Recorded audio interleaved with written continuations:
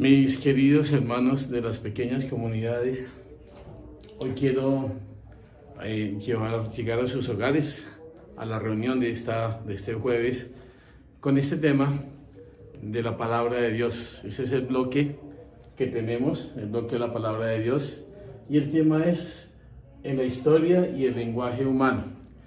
Voy a tratar de explicar sencillamente para poder comprender más fácilmente este tema, porque a veces tienen unas palabritas un poco complicadas, duras.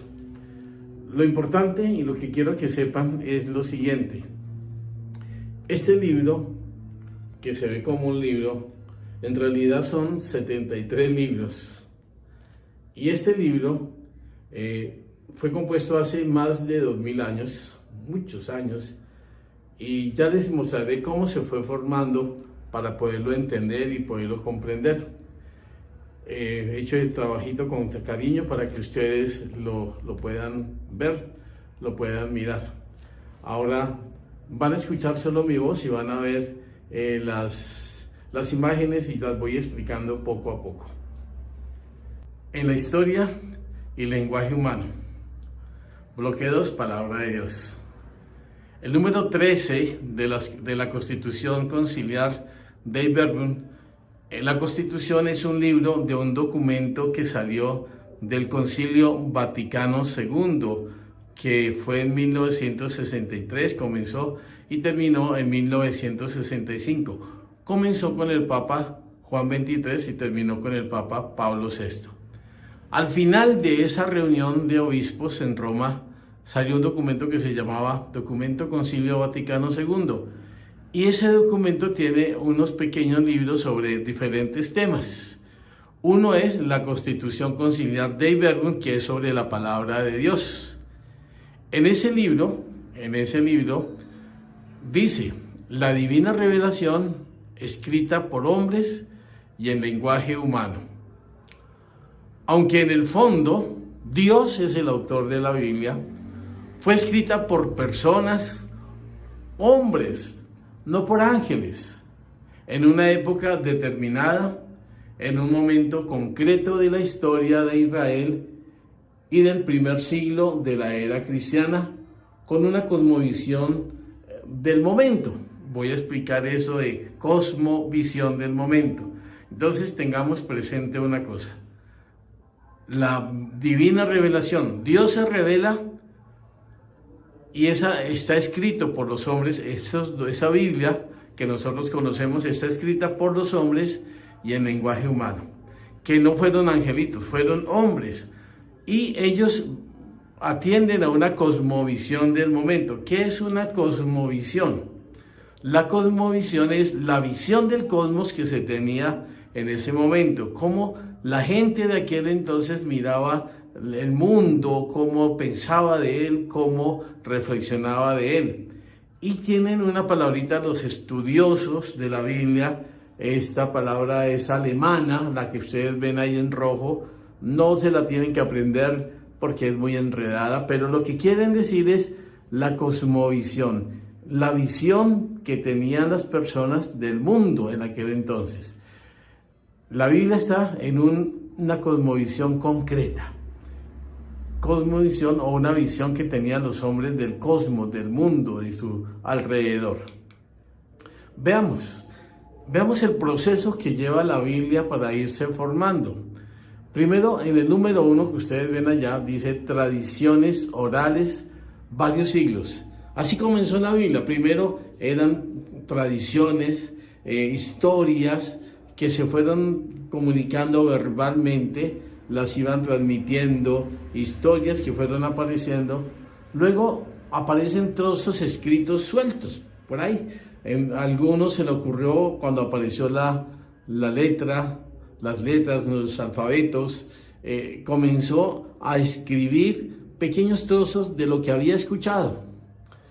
Luego viene como un tercer paso, que es lo que está en amarillo.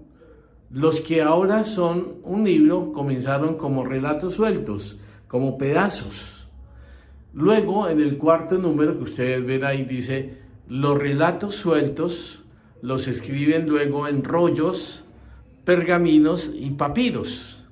rollos, pergaminos. Pergaminos eran cueros que arreglaban y sobre ellos escribían. Papiros eran unas hojas del río Nilo grandotas que se conservaban y ahí también escribían. Esos papiros, muchos los metían en ollas de barro, por eso se conservan todavía y los encuentran. Bueno, entonces tengamos presente, la Biblia se fue formando primero. Aparecieron tradiciones orales por varios siglos. Luego aparecen trocitos sueltos escritos por ahí. Luego esos trocitos o forman como un pequeño libro, pero eran relatos sueltos, un pedazo de acá, otro, iban formando un libro. Luego esos relatos sueltos los escriben en rollos, pergaminos y papiros. Posteriormente, en los primeros escritos encontrados, ya como librito, ya algo más redactado, eran escritos encontrados, no habían puntos, ni comas, ni separación de palabras, no hay división de capítulos y versículos, era todo un texto completo sin puntos, comas, nada, todo unido. Luego aparece la división en capítulos, aparecen más tarde, eso fue como en el siglo XI, aparecen, y un señor que se llamaba Lafranc y otro Esteban Layton, estos dos empiezan a dividir la Biblia en capítulos. Y la división en versículos, en frases cortas, con sentido, lo hizo otro que se llamaba Enrique Esteban Estienne. Este fue el que ya le puso los versículos. Lafranc y Esteban Layton hicieron los capítulos y así fue progresando la Biblia. En el Antiguo Testamento, en los libros más antiguos, se habla de como 4 tradiciones, 4 corrientes: yavista, eloísta, sacerdotal y deuteronómica. Eran como 4 formas de pensar, ¿no?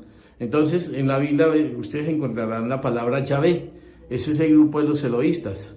De los yavistas. Luego los eloístas, ustedes verán en la Biblia, en Pentateuco, que aparece en algunos sectores Elohim. Ese es el grupo de los eloístas. Luego viene otro grupo que va formando la Biblia que se llama sacerdotal, son los que le dan como un sentido sacral, como de ceremonia. Y luego viene la deuteronómica, son los que hablan mucho de la ley. Eso es en el Antiguo Testamento, eso es como lo que vamos viendo, cómo se va formando la Biblia. Como ustedes ven, la Biblia no apareció como un libro solito de una vez, como el que conocemos, sino ha tenido un progreso, una formación, una evolución. Pero el mensaje de Dios, lo que Dios nos está enseñando, aparece ahí. En el Antiguo Testamento, el Antiguo Testamento está escrito en hebreo y griego. Y se nota porque cada idioma tiene sus propias palabras. El hebreo es más pobre, el griego tiene más riqueza. Entonces, el Antiguo Testamento está escrito en hebreo y griego y se nota porque cada idioma tiene sus propias palabras. Es importante saber la mediación humana, es decir, conocer al hombre, y así podemos conocer la Biblia, es decir, qué grupo humano la redactó, griegos, hebreos, arameos, en qué época, en qué región. Si uno conoce todo eso, puede darse una idea mejor de la Biblia. Dirán algunos, pero es que no tenemos para estudiar tanto ahí, para buscar esos libros. Por eso aparecen los padres de la iglesia, los doctores de la iglesia, que son los que han estado estudiando por muchos siglos para conocer nosotros la Biblia. Entonces ellos la estudian, empiezan a mirar el significado de una palabra y ellos nos la dan a conocer. Para saber qué quiso decir Dios a través de esa mediación humana, tenemos que conocerla y ubicarla en el contexto literario. ¿Qué libro es? ¿Qué página hay antes o después? Su entorno y contexto histórico, en qué época. Es decir, que uno no puede coger un versículo o un capítulo e interpretarlo así nomás. Uno tiene que mirar lo que decía antes y lo que decía adelante, porque si no la saca de un contexto y le hace decir a la palabra de Dios cosas que no son. La Biblia no es un libro, sino 73 escritos en épocas muy diferentes y por muchas personas. Si se quiere comunicar lo que dice la Biblia, implica un estudio serio, largo y minucioso para conocerla bien. No cualquiera puede ponerse a hablar de la Biblia a la bulla de los cocos. No. Uno tiene que echarle una leidita, comprender. Qué bonito es, y un consejo para ustedes, mis queridos hermanos, es siempre al comenzar la Biblia, lean la historia. Casi todas las Biblias traen la historia de ese libro. Por ejemplo, Lucas fue un médico, Lucas fue discípulo de San Pablo. Bueno, ahí dice como una introducción. Es un consejo que les doy para que la aprendan. Luego, la Biblia es el libro más importante de la historia y del mundo. Vale la pena no solo leerla, sino estudiarla en profundidad. Muchos laicos en estos tiempos y desde hace ya unos años se han dedicado a estudiar hebreo y griego para entenderla mejor. La Biblia escrita por los hombres y en lenguaje humano, es lo primero que debemos saber para entender el porqué de ciertas afirmaciones. Entonces, la Biblia que es escrita por hombres y en lenguaje humano, y debemos entender ese lenguaje para poderla entender. Después, ya con esa iluminación del Espíritu, lo puedo aplicar a mi situación. Esto es lo que hacen los estudiosos, los que se ponen a estudiar la Biblia. Ellos la estudian y luego sacan libros y en esos libros la aterrizan para que nosotros lo entendamos mejor. La Sagrada Tradición. Quiero aclarar aquí una cosita. Nosotros tenemos como dos fuentes de la revelación. La Sagrada Tradición, la Sagrada Biblia. Voy a explicar brevemente qué significa la Sagrada Tradición. Primero hablo de la tradición. ¿Qué significa una tradición? Una tradición es la enseñanza que se comunica de una generación a otra. Por ejemplo, la receta de una comida. Por ejemplo, cómo se prepara un licor. Son tradiciones que vienen de boca en boca, de la mamá a la hija, de la hija a la hija, hasta que llega a muchas generaciones. Pero hablando de tradición en mayúscula, la tradición se refiere a la palabra revelada por Dios que se transmite en la iglesia. Entonces, es una tradición. Se refiere a la palabra revelada. Hay tradición con minúscula, que es la definición, y hay tradición con mayúscula, que es la palabra revelada. Entonces, podríamos decir que la Sagrada Tradición se refiere a aquella revelación que no está contenida en las Sagradas Escrituras. La Sagrada Tradición es todo aquello que no está en la Biblia, pero que nosotros lo conocemos. Por ejemplo, la Asunción de la Virgen. La Asunción de la Virgen es una tradición que nosotros la vamos conociendo. Miren, Dios nos dijo, perdonen los pecados en el nombre del Padre. Entonces, la forma como nosotros lo hacemos viene de la tradición desde los apóstoles, desde la iglesia. La forma, la Eucaristía. Entonces, es una tradición. Si ustedes se fijan, en la Biblia no dice, bueno, la misa se celebrará, si no. Simplemente hablan de la Eucaristía, hablan de la palabra. Entonces, los primeros apóstoles hacían celebraciones donde primero hablaban de Jesús, luego repartían el pan y recordaban las palabras de Jesús. Entonces, esta es la tradición de la iglesia, la tradición. Y veamos el siguiente cuadro, que es bien interesante. Entonces, podríamos hablar del depósito de la fe. El depósito de la fe es todo lo que nosotros creemos. Ese es el depósito de la fe, todo lo que nosotros creemos. ¿En dónde encontramos todo lo que fundamenta nuestra fe? Miren, lo encontramos en la Sagrada Escritura, o la Biblia,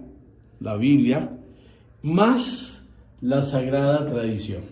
Estas dos son las fuentes de la revelación. Sagrada Escritura o Biblia y la Sagrada Tradición. ¿Cómo hacer para que esto no se tuerza, no lo desvirtúen, no comiencen a decir otra cosa? Lo mismo en la Escritura. ¿Cómo hacer? Entonces está el magisterio de la Iglesia. El magisterio de la Iglesia, que está compuesto por el Papa y los obispos, ellos velan para que el mensaje de Jesús se mantenga puro, para que el mensaje de Jesús no se dañe. Entonces, ellos son el magisterio de la Iglesia. Y el Papa, los obispos, están asesorados por mucha gente que está estudiando la palabra de Dios. Entonces, esto, como ustedes ven, es serio, no es un juego, no es algo que yo me inventé o algo que se me ocurrió.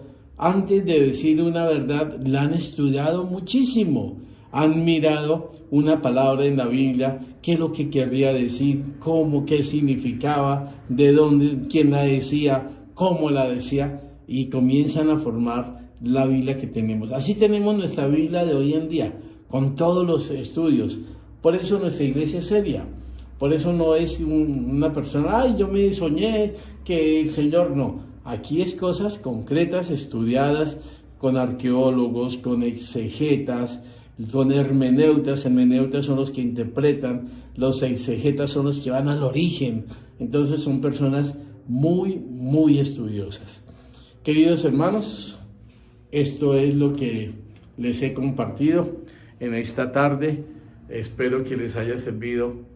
No es fácil de digerir, yo sé que no, pero con la ayuda de Dios debemos poco a poco asimilarlos. Para eso estamos.